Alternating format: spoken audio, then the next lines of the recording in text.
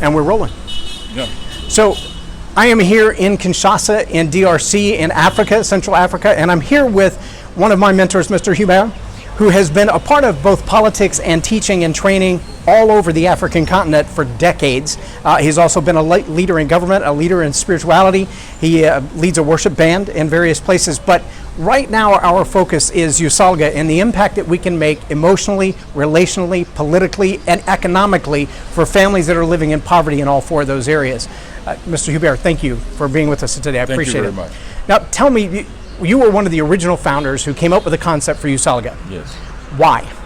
Because we felt that there's a dramatic deficit, lack of leaders, and the structures that are supposed to produce or train these leaders are also lacking at the university level, church level, at political parties level, civil societies level. We all of us agree that we need leaders, but we don't produce them. So there was a need, and we felt it's imperative, necessary, absolutely necessary for us to start this leadership training academy with a special focus on leaders in government.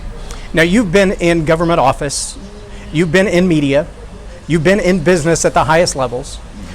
What caused you to say, I would rather work with a nonprofit than to continue at those executive levels or continue in the media or start a political party or run for political office again? Yeah, it's because I felt it imperative, like in a community level, work from an organization or an entity that doesn't create division, that is not partisan. You know, where there is not an immediate perception that these folks here are here just for power and the benefits that come or that are related to power, or any other privileges that are related to power, but start from an entity or a corporation that is there to gather people, to put people together, and bring awareness that we need those leaders that we call transformational or developmental leaders, who are there to ignite the consciousness of the people with a view to helping them, motivating them, mobilizing them to work for the community, to have a better attitude, to have a better perspective, which can lead them, cause them, prompt them to work for the community rather than for themselves first as selfish individuals. There are a lot of people who get into politics because they have their own personal ambitions and their own gains at foot. Of course. One of the callings that I believe God's put on my life is to lead leaders, not just to create a tribe of followers, but to lead leaders who then can go and lead in their own community, lead in their own circle of influence, lead in their own developmental opportunities.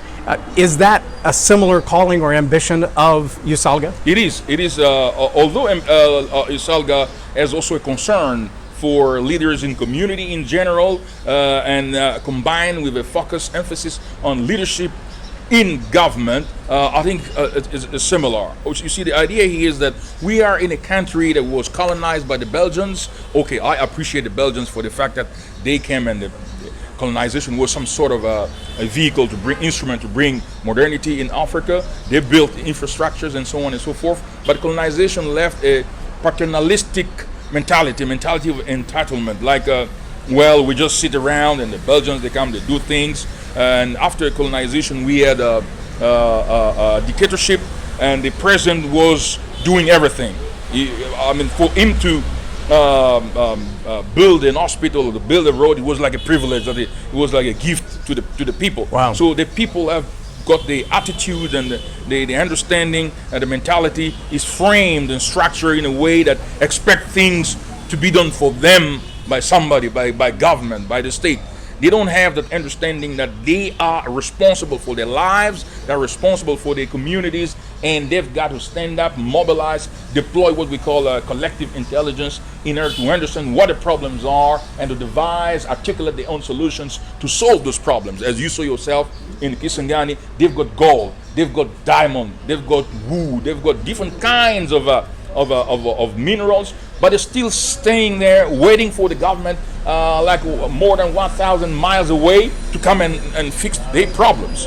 Yet they have resources. And that's why their roads look like nobody's repaired them or touched them in 50 years. They are almost inexistent. The little bit of roads that are being done there are being handled by the Chinese, and they don't care. They are mostly interested in grabbing diamonds, and you'll find in some provinces tens of hundreds of dredges sucking diamonds in from the rivers, and they're not transforming the place. A few places where we have companies that were really willing to engage in, that really did engage in societal transformation, in community development, was when the American company Freeport-McMoRan, which is one of the largest American international mining company, when they were working in the Katanga province, they engaged. That model, American model, was appreciated because it engaged in community reconstruction. They engaged in agriculture. They engaged in building schools and building roads. Even in Ituri, where Anglo Gold Ashanti from South Africa, by the British company, when it is there right now, it has propelled the production of gold from mere maybe 100 kilos to 7 tons. And now they're talking about 8 tons of gold production by Kilomoto, Anglo Gold, and Banro, Canadian company. So what I want to say here is that the American Anglo-Saxon model has more benefit in terms of community development. All these companies involved in copper production and cobalt production in Katanga with the American company based in Phoenix, Arizona, Freeport-McMoRan, or Anglo Gold in Ituri, or Banro, Canadian company based in Shabunda in South Kivu province. They have engaged in building roads, building hospitals, building schools, to the extent that in the areas where American company or British company or Canadian company were based, security has diminished or evaporated. We don't hear about wars or militias there anymore because they've created jobs. They've rebuilt roads and schools and clinics and houses for the employees. And Americans, when they will come maybe with 5 or 6 engineers, and 95% of the jobs will be occupied by the local people. They will transfer technology and so on and so forth. But we have the Chinese. They will bring their own drivers. They will bring their own cooks. They don't create jobs. It's an invasion, not a partnership. Even in Kinshasa right now, people feel that this is an invasion of Chinese having concessions everywhere, but the social benefit are not visible. Of course, some Chinese will appreciate them. They built the stadium, they built the museum, but by and large, people even here in Kinshasa, they feel that Chinese even engage in petty businesses like selling vegetables and so on and so forth. So we really believe that the American model is appreciated. In the Congo, we knew the Americans since a long time because the Congo as a state was proclaimed a free state in the American Congress, and a joint sitting of the American Congress by the 21st President of the United States by the name of Chester Arthur, President Chester Arthur, and one American famous General Stanford, who was an American ambassador in Brussels by 1874-76, was also the first to engage in business in the Congo. So America was born. It's the only country that was declared a country, a free state in the American Congress. And we had also a lot of American missionaries. We had Presbyterians, Methodists, Baptists, and so on and so forth. In many schools in the Congo were built by the Americans. So there's a historical Christian relationship between the Congo and America. And there was a time where Congo was really an economic powerhouse, military powerhouse in Africa. It was thanks to the relationship with Americans. So we still believe that the model you bring for leadership is very good because the Congolese need to change their perspective. The Congolese need to change their attitude vis-a-vis themselves, vis-a-vis the community, vis-a-vis their country, and it must begin to be positive, deploy their faith and their rationality to develop their country. And we thank our American friends from Texas and other places who can come and work with us together to develop the Congo, to help our friends, to motivate them, mobilize them in the reconstruction of the previously war-torn country.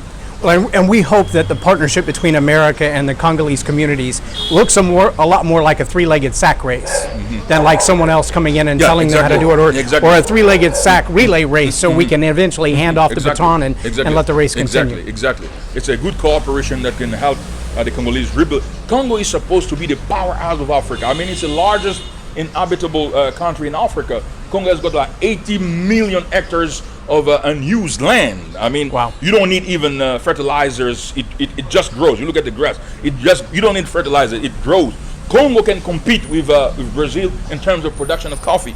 Congo can surpass Ivory Coast by 20 folds in production of cocoa. We have the possibility to build the largest, most powerful hydroelectric dam on planet Earth, more powerful than Three Gorges Dam in China. You see, so it is a country with the expert of the United Nations estimated that the Congo has got a potential, has got like a 24 trillion of natural resources, of national resources, minerals.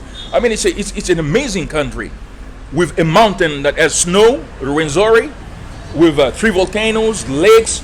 Congo River is the second most powerful river in the whole world, just after second to Amazon. So Wow. it's in terms of tourism, in terms of industrialization, in terms of agriculture, it is the most, I mean, the richest country in terms of potential in Africa.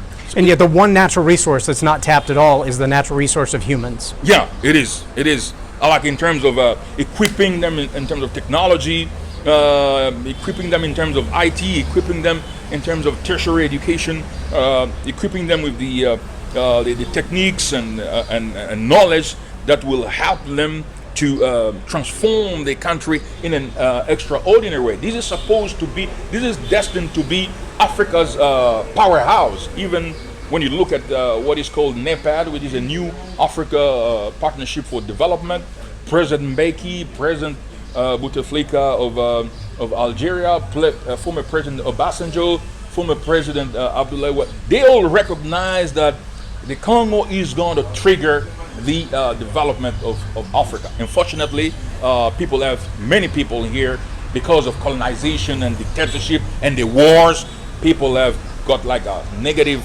attitude, like they've resigned, they've just accepted it as their fate. And the kind of training that you bring in for leadership, change of attitude is indispensable.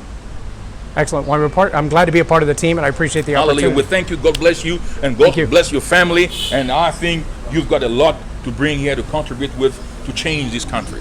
Amen. I'm glad you were here today. I appreciate it. Please check out USALGA. You can find us on Facebook. I'll put a link in the comments below. We'll also share this video on the USALGA webpage and on the USALGA Facebook page.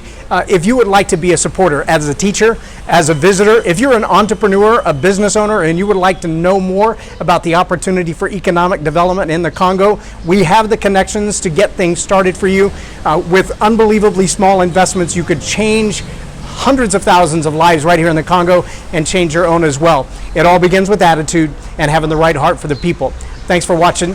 I am Loren Norris, and you've been watching Tell It Like It Is TV. Have a blessed day. Thank you. Thank you. So come and have a